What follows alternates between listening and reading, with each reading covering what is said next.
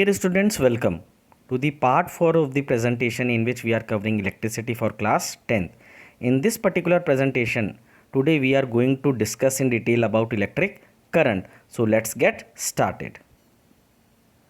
Electricity we have discussed in our previous presentation also that it consists of electric charges, and there are two types of electric charges, positive and negative, and based on whether the charges are in motion or they are static. Once again, electricity is classified into two types. When the electric charges are static or are at rest, the electricity is known as static electricity, and when the electric charges are in motion, it is known as electric current. So let us define what is electric current. Continuous flow of electric charges through a conductor constitutes electric current.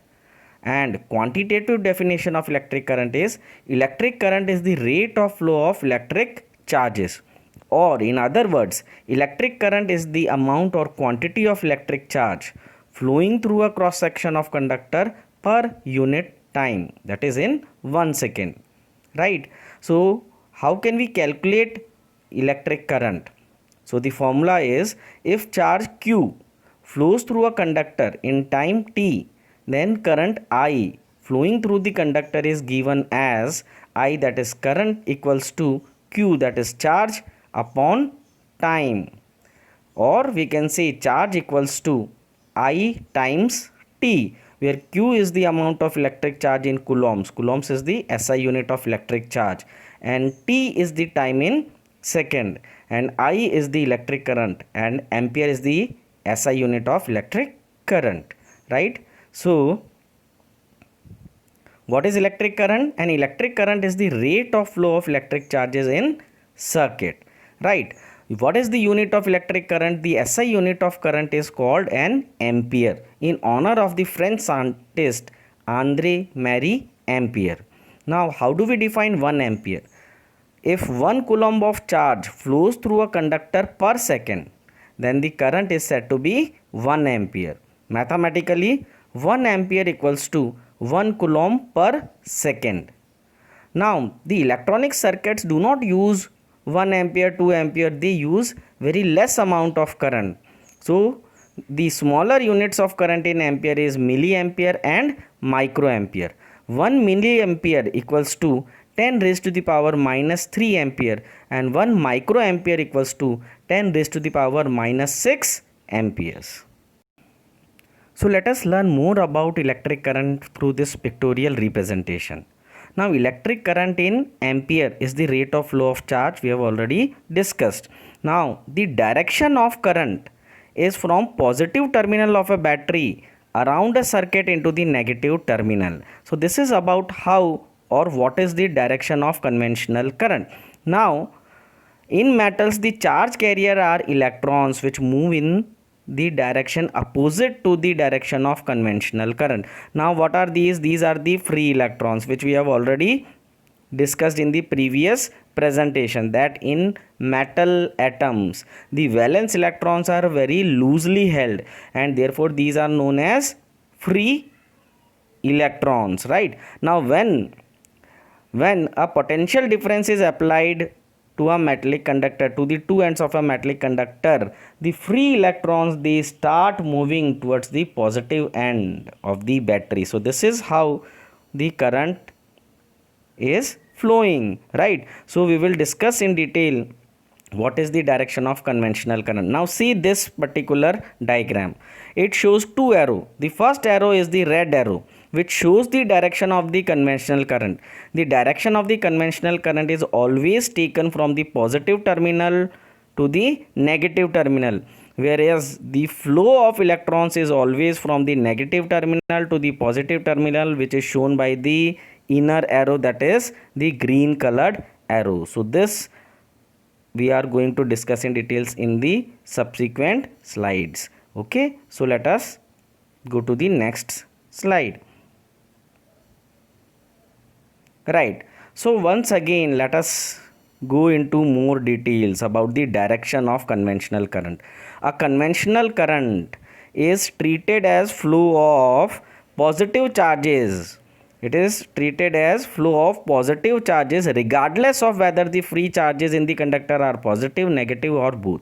Right. So in this particular diagram you can see that the conventional current is regarded as the movement of or the flow of positive charge. So positive charge, so I basically represents the current and these are the positive charges. Now it is assumed that the conventional current is flow of positive charge, right? So the positive charge will always flow from the positive terminal to the negative, because unlike charges attract each other, so the positive charges will always be attracted towards the negative terminal, right?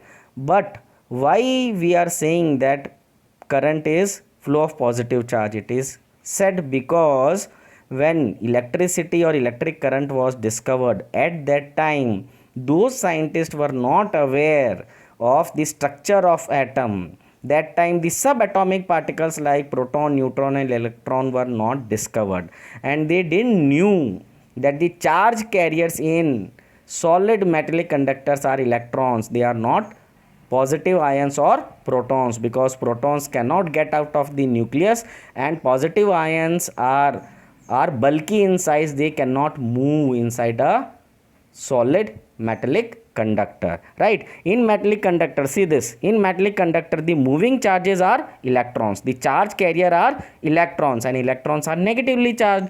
So what would be the direction of flow of electrons? It would be from the negative terminal towards the positive terminal, right?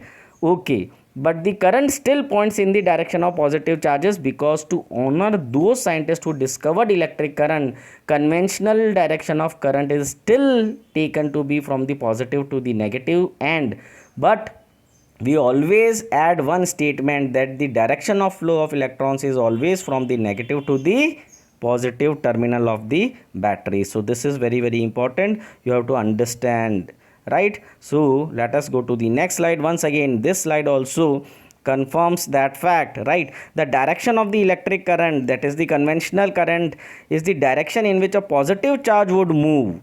Thus the current in the external circuit is directed away from the positive terminal and towards the negative terminal of the battery, whereas the movement of electrons is actually in opposite direction to the conventional current, that is from the negative terminal towards the positive terminal, right? Now this particular diagram will make it crystal clear for you. This is the direction of flow of electric current, that is the conventional current, that is from positive to the negative terminal, right? Okay, now what is the direction of flow of electrons? The flow of electrons is just opposite. See, the flow of electrons is this, whereas the flow of conventional current is this, right? So the direction of flow of electric current, that is the conventional current, is always from positive to negative, whereas the flow of electrons is just opposite to it, that is from the negative towards positive terminal, right? So I think you would have understood the direction of flow of conventional current, why it is taken as the flow of positive charge, right? Now let us define 1 coulomb. You know that coulomb is the SI unit of electric charges. 1 coulomb is that quantity of charge which flows through a circuit when 1 ampere of current flows through it in 1 second. So Q equals to IT. So when the current is 1 ampere and the time is 1 second, the amount of charge is 1 coulomb, right? So there is a common question which is asked: how many electrons constitute 1 coulomb of electric charge? So using the formula of quantization of charge, that is Q equals to Ne, where N is the number of electrons and E is the charge on 1 electron and Q is the total charge. So Q equals to, Q is 1 coulomb here, and E, that is the electronic charge or the elementary charge, is 1.6 into 10 raised to the power minus 19 coulomb.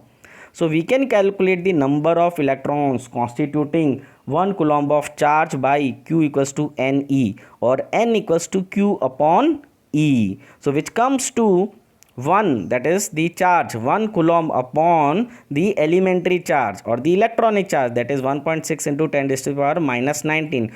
Solving this fraction it comes to n equals to 6.25 into 10 raised to the power 18 electrons. So these number of electrons together will constitute 1 coulomb of electric charge.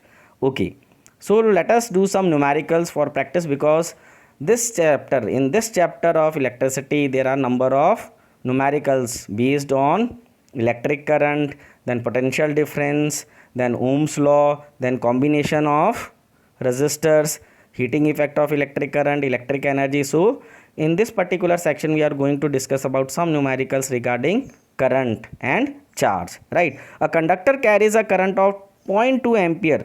Find the amount of charge that will pass through the cross section of the conductor in 30 seconds, right? So two things are given. We have been given the amount of current, that is 0.2 ampere, and the time, that is 30 seconds. Now we have to find the total charge. So we know that I equals to Q upon T and Q equals to I times T, right? So we can find Q by I times T, right? Then the second part of this question is, how many electrons will flow in this time interval?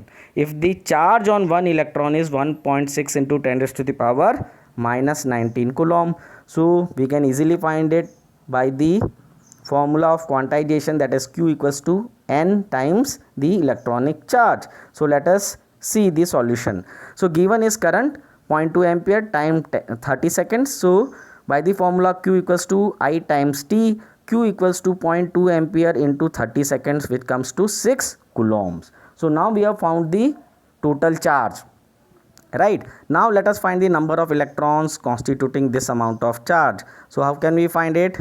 By the formula Q equals to Ne, or N equals to Q upon E, right? So what is Q? 6 coulombs. What is E? 1.6 into 10 raised to the power minus 19. So solving this fraction, it comes to N, that is the total number of electrons, equals to 3.75 into 10 raised to the power 19 electrons. So these number of electrons will constitute 6 coulombs of charge, right? So let us discuss one more numerical. A polythene piece rubbed with wool is found to have negative charge of 3 into 10 raised to the power minus 7 coulombs. Estimate the number of electrons transferred. Once again we have to find number of electrons, that is N. Once again using Q equals to Ne and N equals to Q upon E. So N equals to Q is given 3 into 10 raised to the power minus 7 coulombs. So 3 into 10 raised to the power minus 7 in the numerator divided by the electronic charge, that is 1.6 into 10 raised to the power minus 19 coulomb. So it comes to, this comes to 3 into 10 raised to the power 12 upon 1.6, right? And the answer comes to, solving this fraction, the answer comes to 1.875 into 10 raised to the power 12 electrons. So these are very easy, just the application of the required formula and you will get to the answer. You can easily solve them. Now there are two numericals for your practice you have to solve. Dear students, I hope that after watching this presentation you would have a clear cut idea about what is electric current, what is 1 ampere, what is 1 coulomb, right? Now how electric current flows through a conductor, what is the direction of conventional electric current, and who are the charge carriers, right, in solid metallic conductors, and how you can solve simple numericals related with electric current and the total amount of charge. Thank you very much.